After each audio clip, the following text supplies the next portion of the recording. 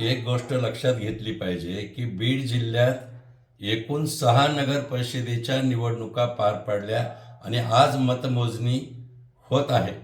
निकाल अवघ्या काही तासावर आहे.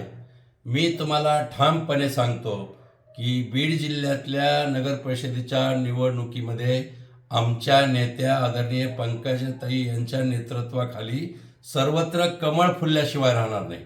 गेवराईमध्ये कमळ फुलेल, माजलगावमध्ये कमळच फुलेल, धारूरमध्ये कमळ फुलेल आणि बीडला सुद्धा नगर परिषद कमळ फुलल्याशिवाय राहणार नाही.